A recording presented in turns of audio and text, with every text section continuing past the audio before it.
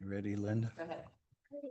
All right. Good evening, everybody. Welcome to West Haven Planning Commission meeting. Tonight's April 7th, 2026. The time is 6 o'clock. We're going to have our opening ceremonies with with Pledge of Allegiance by me and a prayer moment of silence by Commission Member Strecker. Would you please rise and join me in the Pledge of Allegiance? Pledge allegiance to the flag of the United States of America, and to the republic for which it stands, one nation, under God, indivisible, with liberty and justice for all.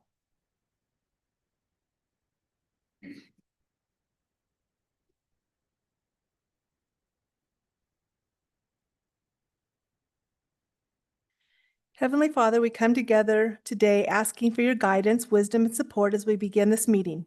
Help us to engage in a meaningful discussion, allow us to grow closer as a group, and nurture the bonds of the community. Fill us with your grace, Lord God, as we make decisions that might affect our community and our city and all those around us. And continue to remind us that all that we do here today, all that we accomplish is for the pursuit of truth, for the greater glory of you, and for the service of humanity. We ask these things in your name. Amen. Amen. Thank you very much for that. Action on minutes. Does anybody have anything for the minutes of March 25th, 26th?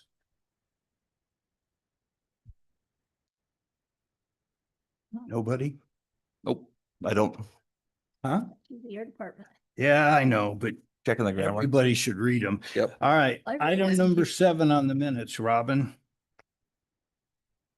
Yeah, in the part where we actually do the voting, it says that Commission Member Lamar, got to get to item number 7, says, Commission Member in the second one, after no public comments, Commission Member Stimson made a motion to leave public hearing. Commission Member Lamar, and it just stops there. Probably a second on the motion.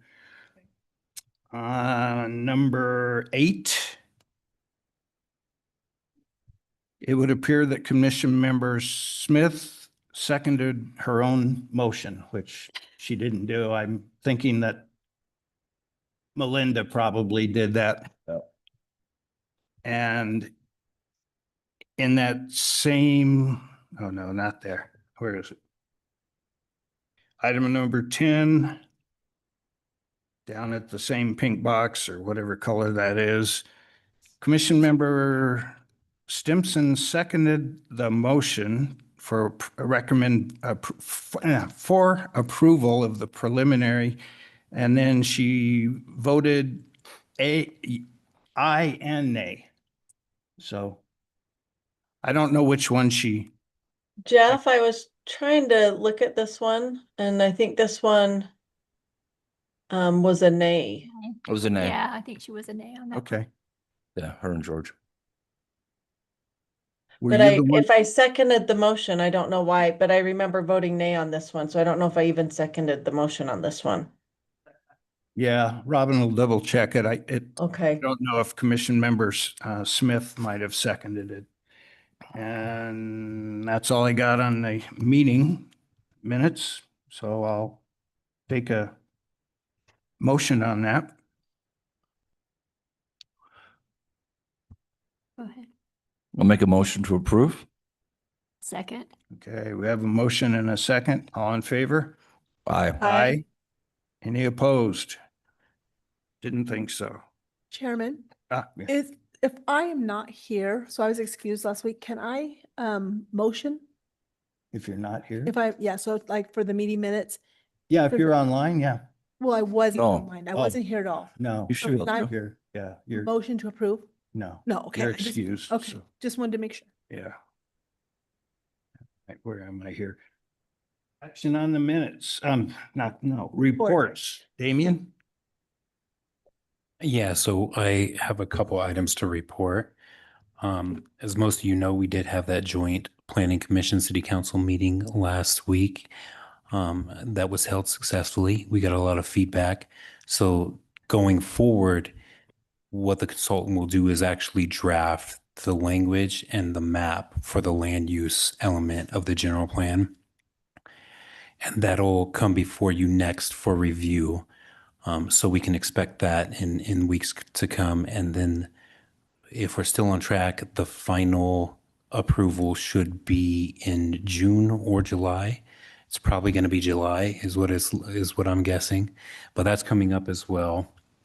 And then City Council item number 7 was a recommendation for approval from the Planning Commission, and that was approved. That was an ordinance amendment to adjust the street and alley width and also cul-de-sacs, that section of code. That is 156056, by the way. And that's all I had for report items. I'll turn on my microphone. All right. Item number 5, presentation on public hearing to amend the zoning map for parcel number 080-60075 from M1 to R3. What you have for us, Damian? Yeah, so again, that is a recommendation or a request to amend the zoning map. The parcel doesn't have an address, but it's located at approximately 2410 Hinckley Drive. The current zone is M1 light manufacturing. And what is requested is R3 residential. The property size is approximately 7 acres. And the motivation behind the request is for the development of a multifamily concept for development. That would be what's entailed in the concept that is attached to that petition is a 75 unit. It's all townhomes consisting of buildings of both 5 and 4 units, but again, a total of 75 units, which is in compliance with what the general plan calls out R3 with a maximum density of 12 units per acre for the site. I would just like to remind the Planning Commission that there is no approval of a site plan in conjunction with the approval of a petition to amend the zoning map. And what's been provided is purely conceptual. It hasn't gone through the significant vetting process of compliance with the zoning code, engineering code, so on and so forth. So the site plan is liable to change drastically when it actually comes before you for site plan review, that is. So staff's review of the request, again, it is consistent with the general plan. R3, 12 units per acre. The land use, again, generally conforms with the zoning of the R3. But again, the concept plan isn't part of the approval. It's here for your aid to see what could be developed there. The staff also finds that the concept generally promotes the public welfare, in that it provides an opportunity for owner-occupied housing at a moderate density in a place where it's generally appropriate within the city. And we do have a couple suggested conditions of approval, however, 4 to be exact, so more than a couple. And among that is that the final site or the site plan will be brought into compliance through the site plan review process, and that all members of the Development Review Committee do obtain their approval. Also that UDOT approval is obtained before preliminary, and also Taylor West Weber Waters approval is obtained. So they own the parcel to the east, and the internal road system that's currently depicted does interact with their property. And that's why staff recommends that condition of approval. And then lastly, we also recommend that the trail continuity is maintained, because the trail does move through that property, and it does connect in Roy's trail system to the south, and that's something we want to see maintained. So at that, staff does recommend approval based on those 4 conditions. Okay. Thank you. That, once that plan is put together, and that'll all come back to us, correct, for approval? Yes, whether it really is up to the applicant whether they want to pursue subdivision or site plan approval. But either one will come back to you for approval. All right. Thank you. Mhm. Anybody have any questions of Damien? I just had one question. I'm sorry. Go ahead. I just said, so this is basically just a rezoning from M1 to R3, and we're not sure exactly what's going to be. If we do get the R3 approval, we're not sure what they're going to put there until they come back with their final plan. That's partly true. There's not a whole lot. The list of permitted and conditional uses inside the R3 zone is really limited. Residential is the most feasible option, but right now, I think the applicant erred on the side of the highest density, so we wouldn't see anything Okay. beyond what's depicted. But the applicant is here, and I bet she could speak to that better than I could. Okay. Does anybody have any questions for the applicant? Or we go into public hearing? No? Would you like to speak? Would you like to speak? Okay. Yeah. Come on up. We need your name and your address for the record. Haley Pratt, 6900 South, 900 East in Midvale. You may recognize me. Thank you for your time tonight. I was here a few months back for a general plan amendment, and we learned quickly that the appetite to amend that general plan was just not there.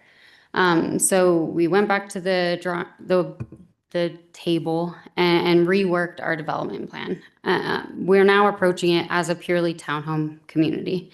These would be for sale, owner-occupied townhomes, 75 units, and that's actually not the maximum of the 12 units an acre. It's 84 units. We're going below what is permitted. And I know that this is our intention. The only reason why this plan would change is just engineering and other considerations. But yeah, so we aren't targeting to max the density. We want to incorporate the trail. We want to have backyards for these townhomes. And we're excited to have a project in West Haven. So I'm happy to answer any questions that you have. And I just appreciate your time this evening. Okay. So, Okay. and thank you, Damien. You're welcome. Thank you. Thank you. I should say, any questions for her before she leaves? Okay. All right, you're good. Thank you. All right, with that, I'll entertain a motion to enter public hearing. I'll make a motion to enter public hearing. I'll second that. All right. All in favor of entering public hearing, say aye. Aye. Aye. Any opposed? All right, we are now in public hearing. Is there anybody in the audience or online that would like to speak regarding this particular item? Nobody online, Robin? No? Okay. With that, I'll entertain a motion to close public hearing. I'll make a motion to close public hearing. I'll second that. All right, we have a motion and a second. All in favor? Aye. Aye. Any opposed? All right. We can move to item number 7, which is discussion and action on the amendment to the zoning map. Anybody feel strongly one way or the other? Like this proposition better than the last time. Yeah. Gotta talk in your mic. You're quiet Or lately. George. Yeah, not George. I just said I like this proposition better than what we were looking at last time, so. I agree. Yeah. Agreed. I still have a lot of doubts about the UDOT approval and the traffic on Hinckley. We haven't heard from them yet to know one way or the other whether or not left turns are going to be safe pulling in and out of there. In the afternoons, I think it's going to be especially difficult to try and make a left turn out of a driveway like that. My other concern is we're currently working on our general plan and we don't know exactly what it's going to end up looking like, whether they're going to approve more density or this sort of density. So for that reason, I'm not going to vote yes to approve it, so. Anybody else want to speak to it? You don't have to. Yeah, I mean, I like this option. For that land and that area, I Mhm. think it's a good fit too. Yeah. And once we actually get the plan, I mean, UDOT will be able to decide like how that works, right? Whether they can make left turns or right turns or whatever. So, I mean, that will be told them what they have to do. Oh, that's true. Yeah. I do like this plan a lot better. I'm concerned that we're working on the general plan right now and I'm not Sure. sure about the traffic, so. Do you have anything, Commissioner Member Stimson, Love how we look up. up there in the air? But the No, sky- I just like what it is. I was concerned about the UDOT also, just if that's gonna go through, but I like what came forward this time. I really do. Okay. Anybody else? All right, I'll entertain a motion to amend the zoning map. This would be a recommendation to amend, right? Yes, a Yeah, okay. recommendation. It would be a recommendation to amend the zoning map for parcel 080060075 from M1 to R3. I'll make a motion to recommend the rezoning map of parcel 080060075 from M1 to R3. With the following stipulations. Or do you not want the relations? Yeah, there's about 4 Oh, I stipulations. did not see that. Here, you want to borrow my computer? I've got it up here, Gene. Oh, yeah? All right. That's what. You're good. The site plan will be brought into conformance with all the applicable development standards, and each member of the city's development review committee approves of the site plan, civil engineering drawings, and supplementary construction drawings prior to the final site plan approval. And the next stipulation is an office notice of UDOT approval of the site of the plan set and the proposal of accesses is approved with application for preliminary subdivision or preliminary site plan review. The next one is official notice from Taylor West Weber Water District's approval of the plan set is provided with an application for preliminary subdivision or preliminary site plan review. And the last one, the trail system that crosses the site is maintained as depicted in the attached concept plan or is a way that results in the same continuity of the system. I'll second.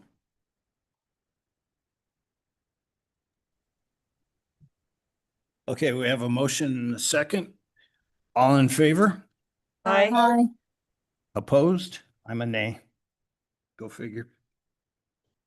All right, motion carries. You have your rezone. All right, item number 8, discussion and action for preliminary site plan approval for an automotive repair facility, Egan Automotive, located at approximately 3972 South, 3275 West, parcel number 08070500001, applicant Donna Egan. The applicant here? Oh, hi. Okay, Damien's going to give us a little background and information on it. Okay, again, this is a request for preliminary site plan approval. And it's for a full-service auto repair center at 3972 South, 3275 West. The property is about 2 acres in size and is currently zoned mixed use, but is also subject to a development agreement. And that development agreement dictates the site development standards and also the land use standards to be in conformance with the C3 regional commercial zone. So a little bit of background behind the request. Again, it is full service auto repair, so that does range from simple maintenance and service to more complex auto repair. And it is, the applicant already does have a location, and they're looking to, or at least one location outside of the city, and they're looking to expand into West Haven City. The proposed building is 13,000 square feet, and it has 3 service bays in total. The site is abnormal. Staff feels the need to point that out. It does have, well, as you can see on page 1 of the staff report, it does have an abnormal shape, but it also has an easement that cuts through the property about midway to, and that's for access for the storage unit development to the east of the property. And then also there's a good portion of the property on the east side that is undevelopable for vertical buildings. And that's because of a Rocky Mountain Power easement. So because of that, the building is all the building massing is on the west side of the property. So staff's review of the proposal is that it does comply with the zoning development standards. Again, it is subject to the C3 by way of that master development agreement. However, it does mostly comply because the parking is currently insufficient. We did receive a traffic impact study though from the project engineer, and that wasn't in the original packet, but that was forwarded to the commissioners later, just earlier today, actually. Apologies for leaving that out. But hopefully you've had the opportunity to review that. The site plan currently provides 46 stalls rather than the 55 that is required. And the project engineer has deemed that that is sufficient for the development. So staff would recommend that amendment to the minimal parking requirement is approved. Also, there is some discrepancy with what is provided as upgraded architectural features. So as you know, in our zoning code, we have a list of upgraded architectural features. It's not like an end-all be-all list, though. It's more of like some architectural features that are provided. And what is proposed in this development is outside of that list. 3 of the 4 proposed upgraded architectural features are not listed in the zoning code. Specifically, lintel blocks are provided above the main door as well as other openings on the facades. And the applicant has requested that those be counted as upgraded architectural features. Also, the window mullions, a good amount of window mullions are provided on the glazing or the fenestration of the building. And they have asked that be counted also as an upgraded architectural feature, as well as the upgraded garage doors. So the upgraded garage doors, no transparency is required on those, but the applicant has provided windows which make it more, the bay doors a little bit more aesthetically pleasing. So staff has found that what the applicant is requesting is comparable to or superior to those upgraded architectural features that are listed in our code. And everything that they are proposing, we also find is just highly compatible with the use. So we would recommend the approval of those upgraded architectural features as well. And then lastly, this is a conditional use in the zone. It is not permitted outright. So staff does provide our review and our findings based on the 13 conditional use permit considerations. And mostly staff did not find that there were any detrimental effects in the proposal that will not be addressed by the zoning code already. And I did provide, or I should have provided, the previous corrections reports in your packets. So the applicant has already been working to address the current nonconformities.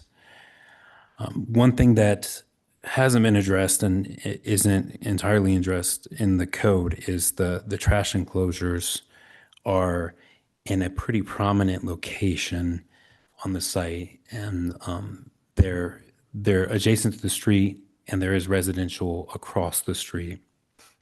So staff is recommending a condition of approval that those trash enclosures be of the same materials as the building, essentially, that they provide at least 2 different alternative CMU blocks to make that aesthetic, and that it's also at least 6 foot in height.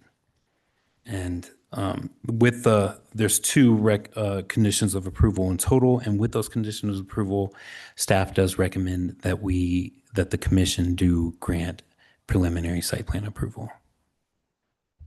Okay, thank you. Signs. I noticed in there was a section about pole signs or freestanding signs. What? Yeah. So what was originally provided in the site plan was a pole sign. And pole signs do need to set back 1 foot for every 1 foot in height. So the location wasn't necessarily compliant, but the pole sign has to go away entirely because pole signs are permitted on 4000 South, but only east of the canal. And that's the canal that's just right on the other side of the storage units to the east. So they are just outside of the limit where pole signs are permitted on 4000 South. So they'll need to change that to a monument sign. On the diagrams, I didn't see where the signs would be going. I don't know if that's something I should ask the applicant about or you. So they did provide renderings of where the wall signs are going to go. Yeah, I'm Where's that? asking about the freestanding and the pole Yes, sign. those were not provided as of yet. Okay. Do you know yet? Yeah, you'll have to come up, so.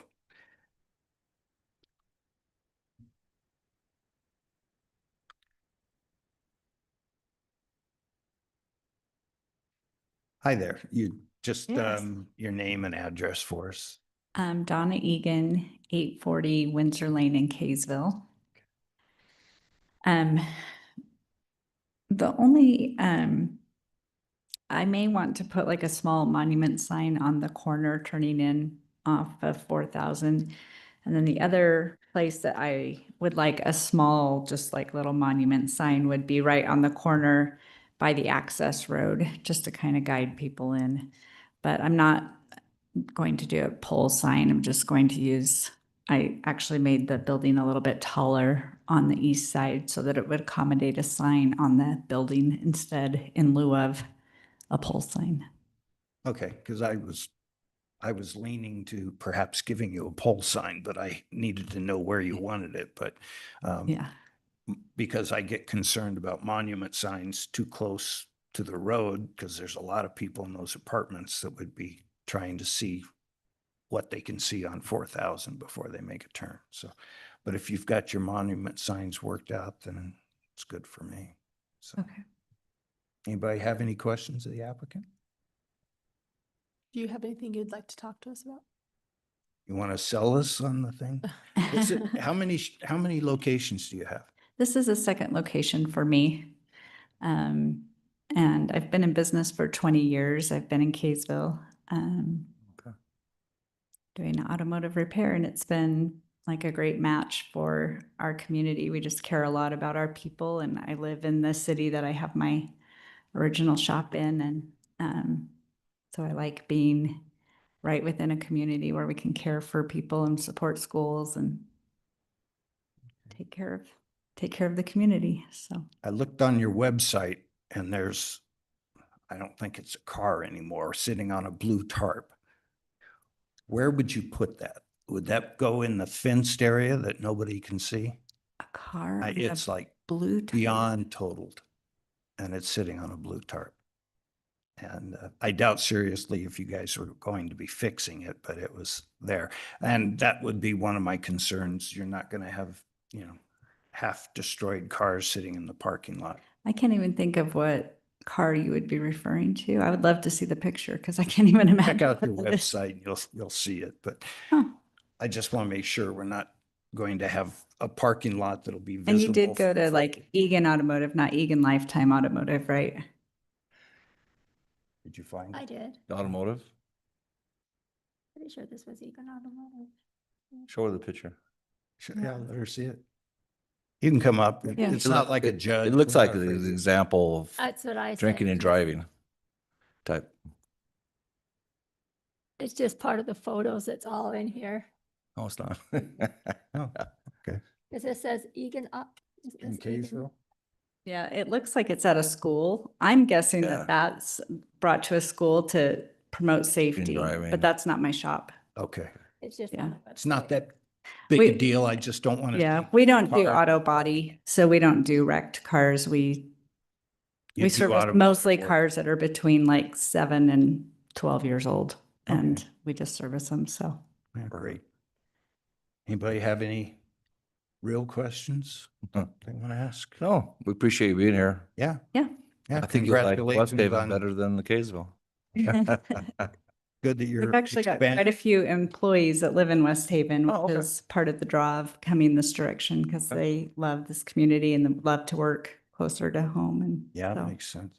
I do have one more question. I see the three doors and there's a whole lot of area to the north of Mhm. that building. How do you access that if there's only three entries? Yeah, so there's, you can just like drive through the building so you can access it through that way. Okay. I wasn't sure if you had lifts or that kind of stuff in there. So, Yeah. okay, great. Okay. All right. Thank you very much. Thanks for coming. Mhm. All right. Anybody want to discuss it? Or we can do a motion if you'd like. Are we making two Looks like different 3 motions? motions. Are we doing? Oh, one yeah, it's motion? multiple motions, isn't it? Yeah. I saw that. Thank you for bringing that up. With the parking, The parking. Parking, the and alternate site material plan. and the preliminary site plan. This is for Damien. that's We get awful lot of people coming in with upgraded materials and we keep having to give them an exception.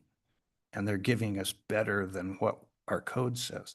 Wouldn't it be prudent to change our code? Yeah, I think that. Yeah, I think that would be a good recommendation and that should be in order. And Stephen is tracking that as well. I would say it's just not forefront. We do have a A more lot of stuff immediate- on your plate. I Yep. I agree with that, but I can definitely put that like on the official list to do so we can see that update. yeah, I think that would be good. That way we don't have to, make exceptions all the time. But anyway, Do- the building looks great, by the Yeah, way. It does, it Yeah. looks really Good nice. And I think it's a good location. It's a great Again, location. Yep. Not a lot you can do with that land. When we're doing a motion, do we do all 3 motions together or do we do one motion, I think vote, it's I'll- next motion, yeah, vote? All separately. all separate. Okay, I'll start with the first one then. Sure.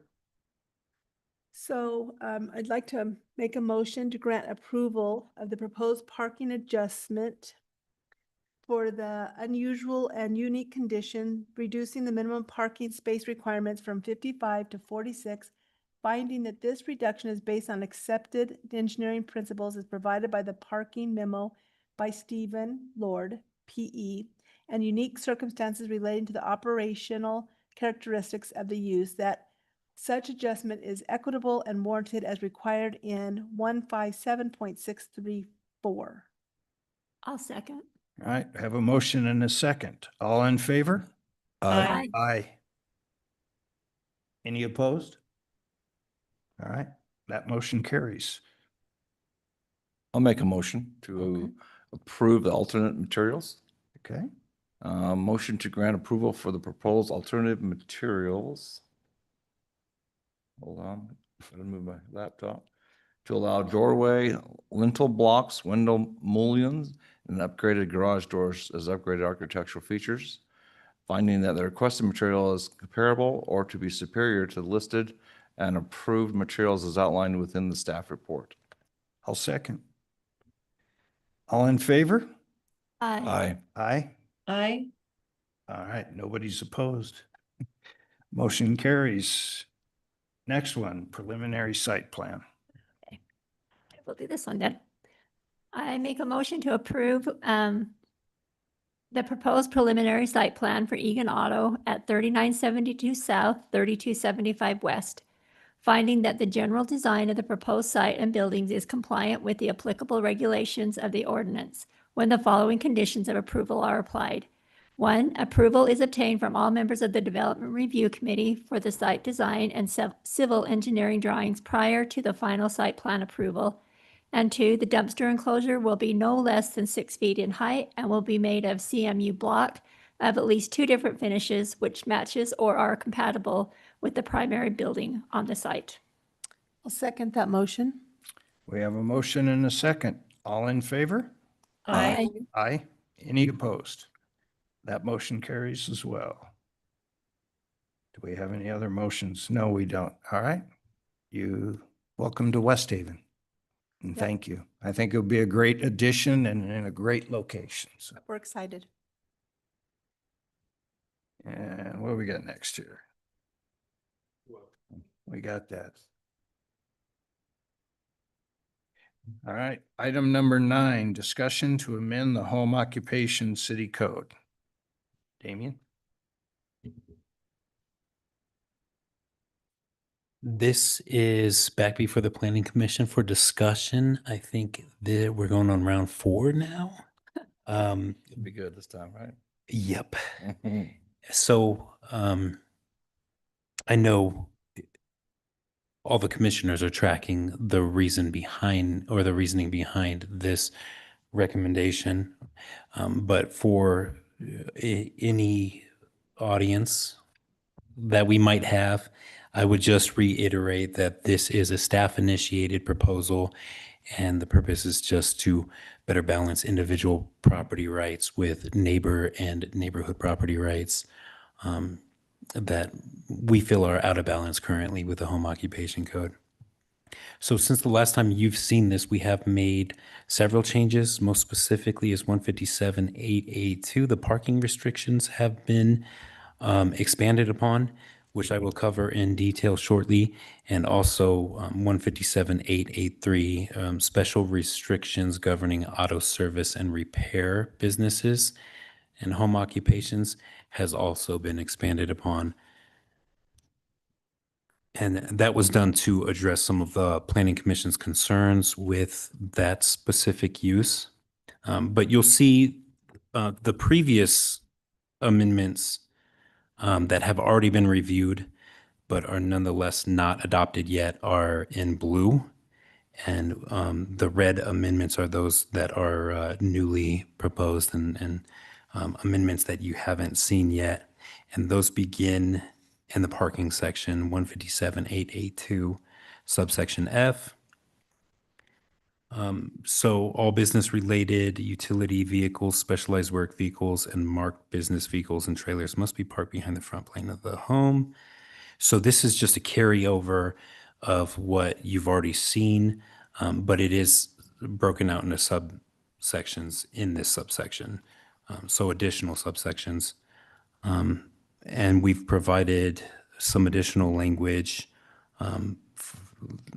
better defining what is and is not visitor vehicle parking. And employee parking is now considered some of that visitor parking, and that is the home occupations are still limited, however, to one employee visitor at any given time. Also, what's been provided is some parking restrictions or some proposed parking restrictions for preschool and daycare. Some of that, so we have not defined stacked parking. Instead, we've changed the language to drop off and pick up on-street parking. And that is limited to no more than 15 minutes. So that's limited by time and also by code for on-street parking. And there's a code reference there, which already has regulations for on-street parking, among which is that driveways cannot be blocked. So we felt that reference was sufficient to cover preschools and daycares and some potential traffic generation and nuisances that could arise from those uses.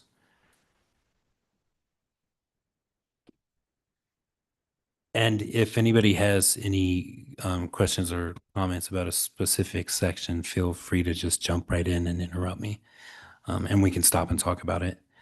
And then some special restrictions have been expanded upon. It's been made explicit that short-term rentals must apply for a short-term rental license and not a home occupation license.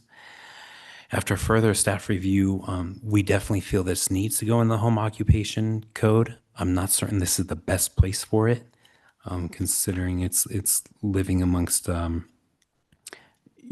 list of unpermitted home occupation or uses that aren't otherwise permitted as a home occupation. So short-term rentals, no, right now they don't have to have a license to do that, or they don't have to have anything? I don't believe that they do need a license, no. Okay. Question, short-term rentals as equipment or homes? Homes, Depending like how you read that. like Okay. Airbnbs. Oh, yeah. Airbnbs, okay. Mhm. I just thought, well, you want to rent a garden tractor? Okay, you know. I didn't know how to read that. That'll work well in a patio home zone, you know? I was thinking we'll open one by you. I agree. I don't think it seems like it fits there, though. It's telling you what you can't have, and then all of a sudden it says, oh, but you need a rental license in the middle of you can't have these other things. Yeah, I'm thinking that would be more appropriate for the applicability section or even the fees. I think I will circle up with Stephen and get his recommendation on that. But as of right now, I'm leaning more towards the applicability section, 157.881. Is there a particular reason that pet boarding can't be in an R1 zone? No. Well, in It's fact, because of the gonna minimum be an lot acre. requirements, yeah. It just hasn't been listed as as an approvable list or as a permitted use in the past. And to be honest, this list, the initial skeleton of it, the framework of it was pulled from another city. And that was one of the uses that were, one we've seen it in the past where it became an issue for code enforcement as a home occupation, but also other cities have prohibited it as a home occupation. So we felt that that was just expedient to blanket it over residential zones rather than make the distinction for agricultural. But I think that I think you could definitely make an argument for R1 zones and why it could be permitted there. Yeah, I was just curious. I'm not promoting it, but I saw that and I'm going, well, if we're going to allow automobile repair, I don't know if dogs are any lot noisier or not, but Mhm. I guess my big one again, I mean, I know, everybody knows where I stand on the automotive part of it. But it seems to me that the big problem that we've had with it is not so much the business as it is operating the vehicles, running motorcycles up and down the street, going faster than the speed limit, those kinds of things. So I'm wondering, I don't know the wording I would suggest, but perhaps they have to, obey all, speeding laws or something like that. Say anyway. So do you really have to list it? Because they have to obey the speed laws, right? I mean, anybody needs to. But I think, yeah, I agree they all do, but we're talking about a condition Yeah, and for that business. that way they would not be able to Mm. keep their license if they're constantly violating it, is the way I was looking at it. Tie it to calls or something. Yeah. Yeah, like if we have issues with code enforcement for that specific purpose, it could be a reason to revoke that business license and or conditional use permit. Yeah. I mean, it's the bad actors that I'm worried about more Right. than anything. Would else. our code enforcement know if people were getting speeding tickets, like that company or the people that work there get speeding tickets or been Yeah. pulled over, whatever? I don't think they would get the speeding tickets. It's just a nuisance to the neighbors. I Right. think Okay, is just what- a- it's like the a phone neighbors. call. Yeah, it's the Okay. neighbors Yeah, that are people seeing that. complaining about it and where Well, it's you- coming from. I agree with you, but they could say, well, there wasn't anybody, I mean, I didn't get pulled over, there was no policeman, there was no one clocking me, I wasn't I wasn't speeding. You know what I mean? But I agree.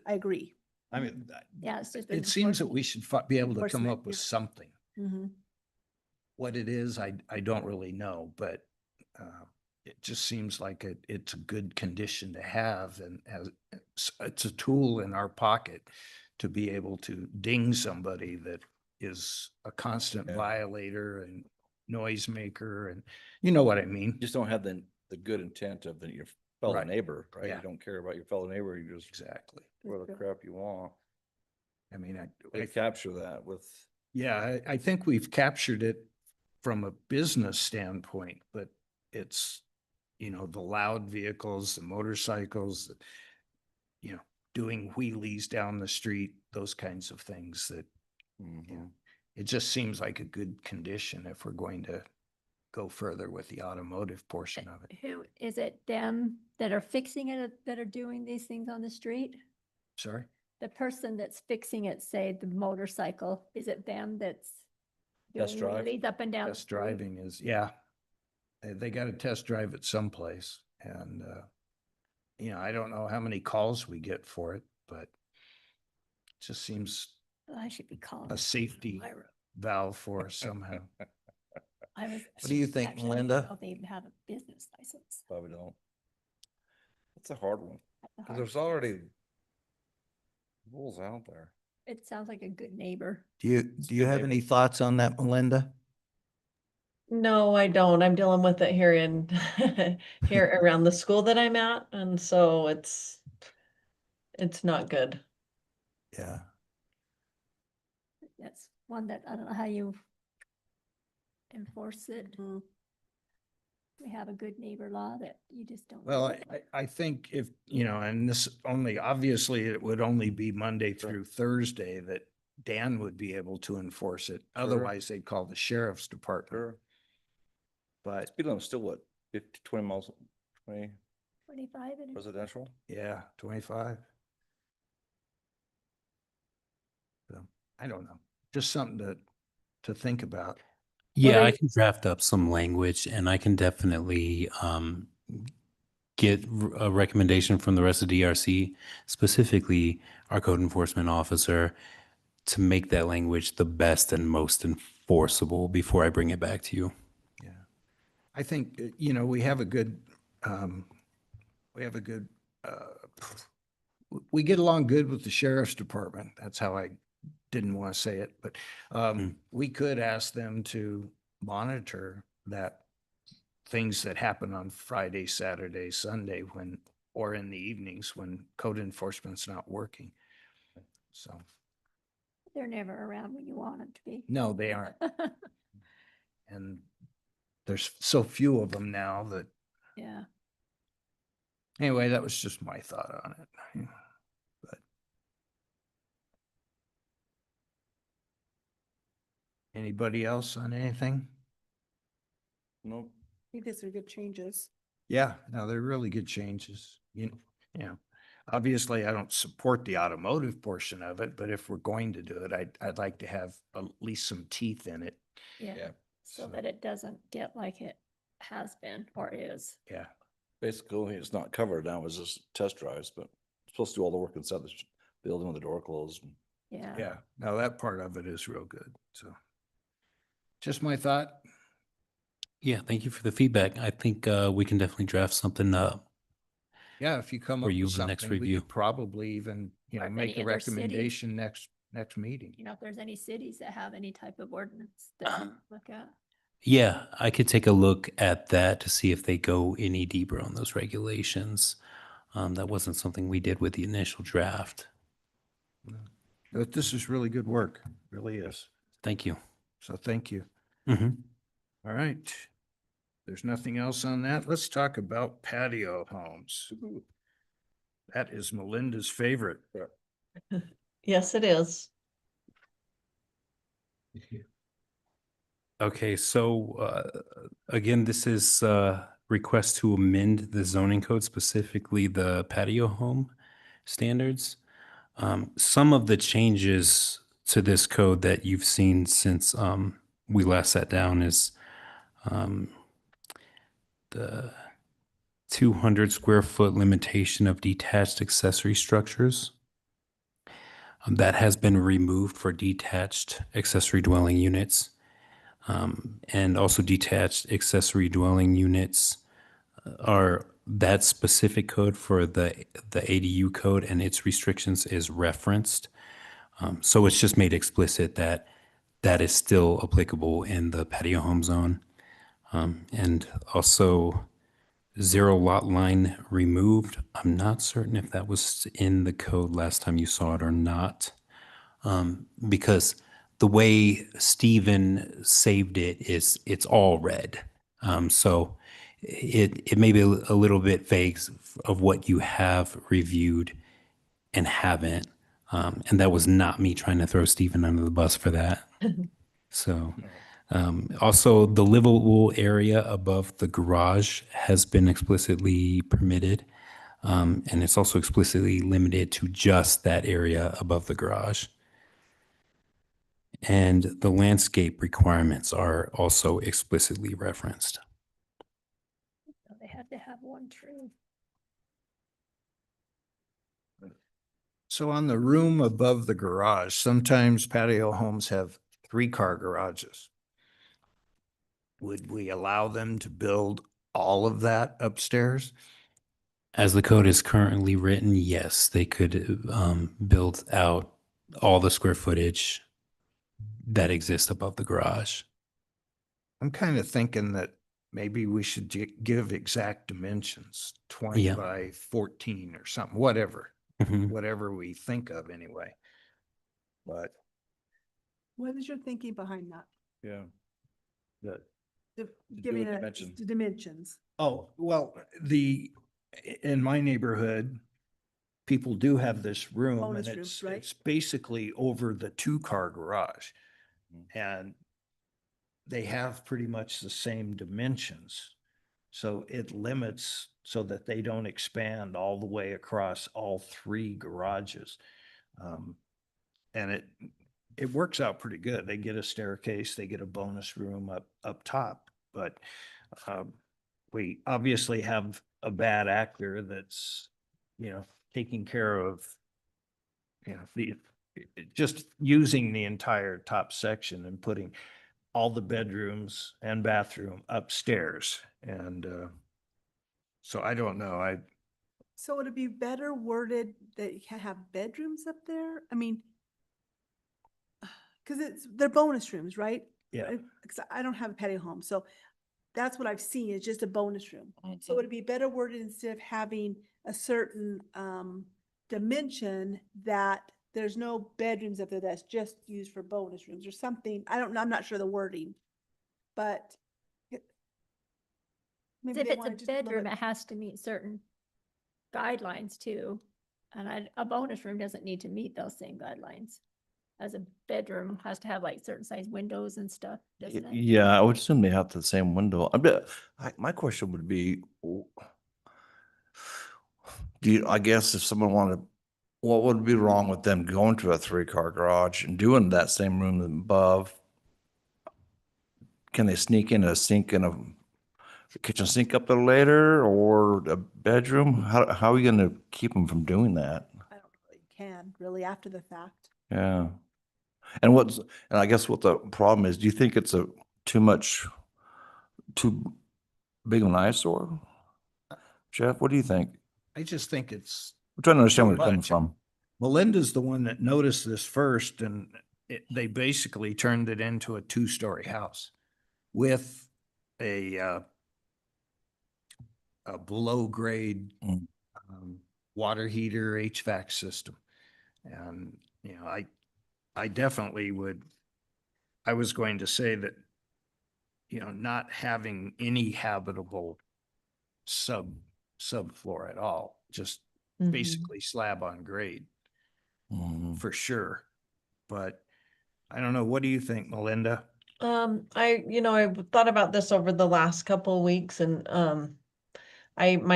actually my next door neighbor has a 3-car garage with a bonus room over it, and they're a patio home, basically. And it doesn't look much different than the 2-car garage. Like it's not a monstrosity. So I'm fine with that habitable space over the garage if it's a 3-car garage. But again, and not that you would have a 4-car garage. I guess someone could do that, right? Without specifying it. So it was fine as long as it went over the garage. I was concerned, and maybe Damien or Stephen, you can answer this for me. When it talks about, gosh, I just lost it. I think it was in the 416, let me go down, 414, 15, 16. 416A,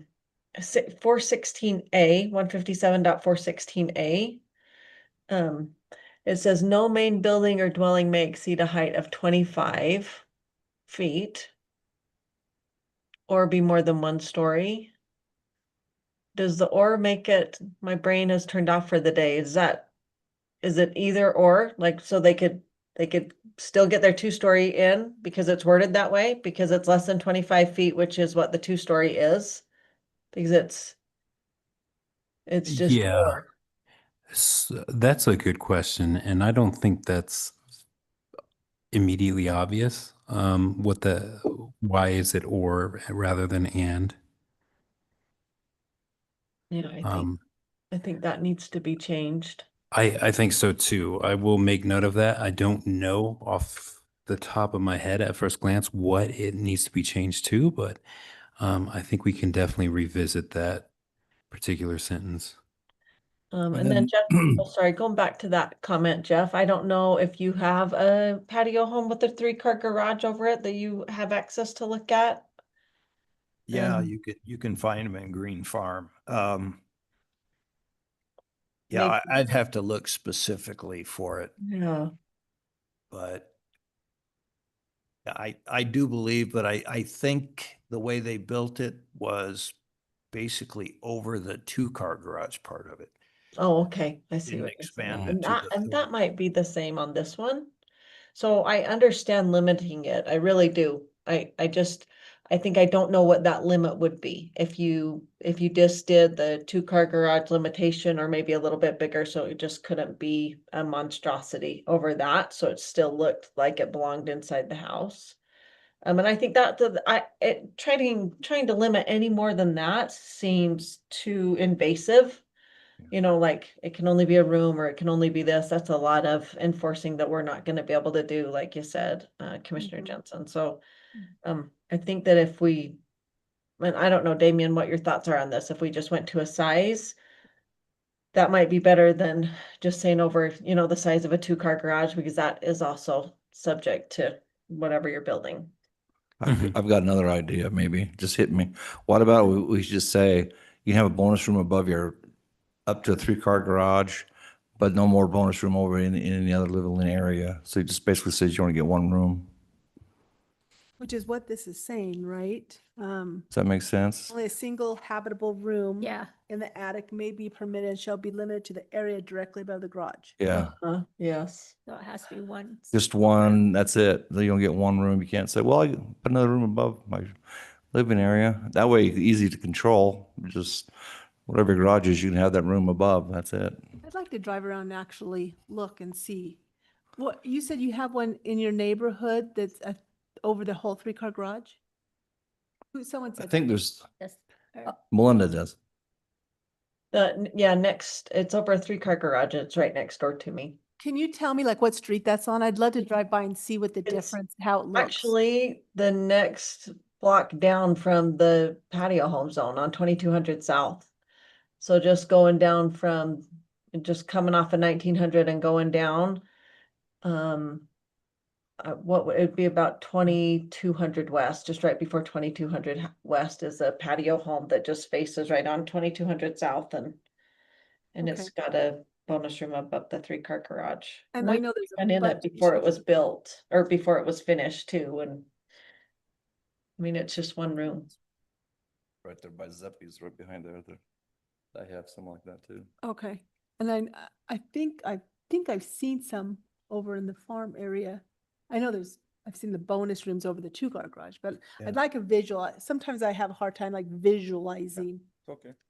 Yeah, the only ones I've seen in my community are over the 2-car garage Mhm. portion of it only. Mhm. And, it comes out to be, I gotta think, 18 by 15 or something like that. So, Right. because I think it's pretty hard to make it look aesthetically pleasing when it starts to get that big. Yeah. But it's a good idea to take a look around and that kind of stuff. I don't know, any more ideas on that? Because I want to move to this basement thing. I would say there are no basements at all. I know this is trying to cover the habitable space, but I just would like to see it slab on grade so that, I What don't section like are you the looking idea. at, Jeff? I'm sorry? Which section are you looking at? It's the same section. It's right there in the same section of Oh, 25 feet height. That's the second sentence of A. okay. Yeah, so right now basements are, well, habitable space is what's strictly prohibited in basements. But you would like to see that basements altogether are strictly Yeah, prohibited. I don't, crawl space. no crawl space underneath or any of that stuff, just slab on grade. I don't see the need to have a basement in patio homes, even for the utilities. I just, Being a permit tech and seeing all these plans come through, I was just wondering if you see a lot of those where they have like the mechanical area in the Right. garage, like they have a closet for it. Right. Garage, yeah. yeah. This one in particular has a walk down and it has all the utility portion of it. And no, it's not habitable, but I don't know. I don't like it. I don't know. What do you think, Melinda? I like it not habitable. I go back and forth because it's nice to have it underneath if it's like if it's, the HVAC and all that, but slab on grade just is real clear wording, that. So I'm torn. I'm 50-50. Me too. Yeah, I don't have a patio home, but I would die without my crawl space. It's chock full, and that's where my HVAC system is too. But my crawl space is the crawl space, but it's 5 feet almost, and it's cement. But I would die without it. yeah. Well, it does give the homeowner more space, but I don't know. I guess it doesn't matter as long as we're not getting, it's not being abused, which is always hard to do. But Is it cheaper for a builder to do it that way? I'd assume it is. I have no idea. It just gives you more living space if you've got like the HVAC and stuff underneath, then you don't have to have that taking space out of your living area. There are a lot of models in my development that put the whole mechanical room inside the house in the hallway. Mhm. Oh, really? And Is it loud? it's very loud. I picked a model that it was in the garage so that I didn't hear it. But I think I would be okay with the crawl space, yeah, as long as it's not habitable, I think I'm okay with that. I don't know how the rest of you feel. Mhm. Kind of how I am. yeah, I'm fine with it. I know the ones down by the fire station, my mother-in-law lives in one of those, and hers is only like quarter of the way poured, and the rest is all dirt. So she just has her water heater and that down there, but Yeah. I'd rather have it all poured concrete, but it's just a pad for everything to sit on and everything else is still there dirt. Yeah. Yeah, I guess it's fine. That was the only other thing I had. And it does say, doesn't it say it has to be, It yeah, can't be- permitted, yeah, basements and below grade habitable spaces are strictly prohibited. So I think it spells it out. Yeah, you get to have carbon monoxide issues and whatnot. I think by that language, though, a basement would still be permitted as long as it's not habitable. So we could change that language to make it crawl spaces exclusively. Yeah, You could throw that in there, like in parentheses or brackets to add the words crawl space, but Mhm.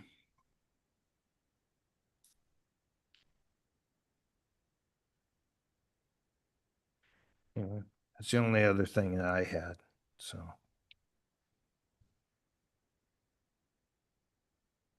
Yeah, I'm good with everything else. Yeah, me too. All right. Well, I guess we'll end that discussion and move on to item number 11, my very favorite one. Anybody have a motion? I'll motion to adjourn. Yes, I will second that.